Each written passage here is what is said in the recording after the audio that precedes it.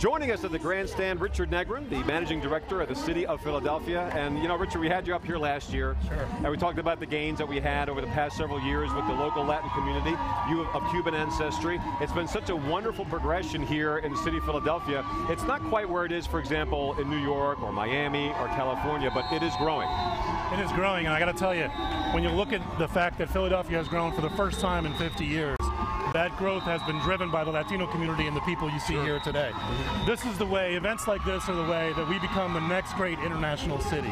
If we're going to be a destination city like Paris, like London, this is how Philadelphia is going to get there with these cultural events. And that's the wonderful thing about it, is the way that this community has embraced the multicultural aspect that's been building for the past 20, 30 years. That's exactly right, and this is only the beginning. We've got so many great things. You see all these schools and all these groups, population growing, and things are bright for immigrants in Philadelphia.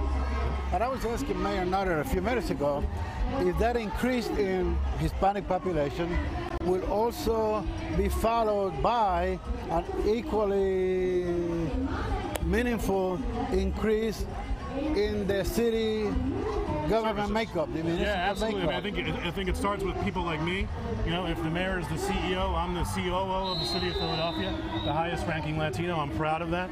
My staff and my administration is not only diverse, but incredibly representative of the Hispanic culture. You know, we got people like Ruby Pacheco and Illy and all those folks who are just really, David Torres, who heads Global Philadelphia, was on your show last week, did a fantastic job.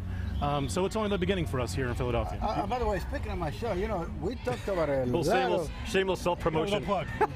we talked about a lot of initiatives that are going on, you know, under your umbrella that most people are not aware of it and thus not using those initiatives. You know, they're just getting started. Underutilized. I think that's right, and I think part of your question around not only diversity in the administration, but are those programs.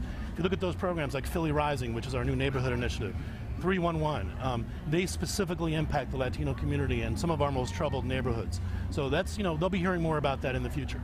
All right. The first day that you walked into the job, you have the crisis on the Delaware River. Yeah, two people passed away on the river.